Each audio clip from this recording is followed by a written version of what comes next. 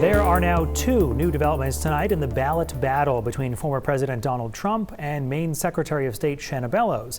She asked the state courts not to delay a decision on whether to keep Mr. Trump on the primary ballot. And an effort by Maine House Republicans to impeach Bellows failed. A lot going on. News Center Maine's Caroline LaCour is in Augusta tonight with more. Hi, Caroline.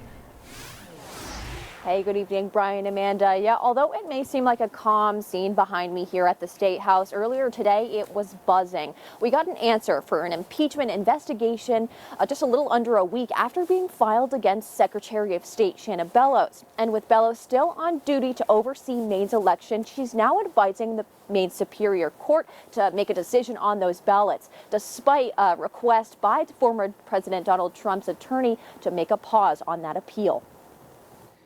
60 have been voted in the affirmative, 80 have been voted in the negative.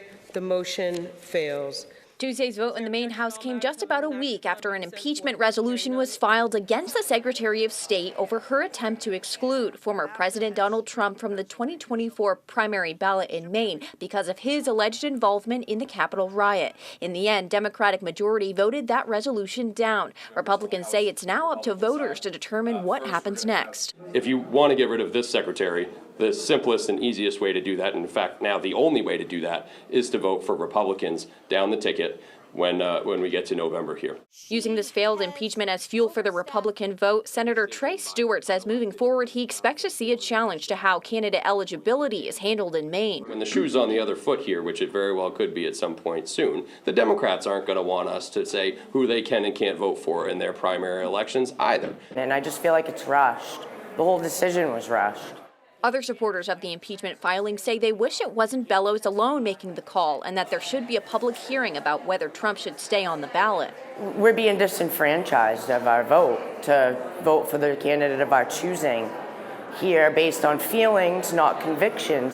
Bellows, a Democrat, has previously denied accusations of bias, saying that her decision was solely based on her duties as Secretary of State as outlined in state law.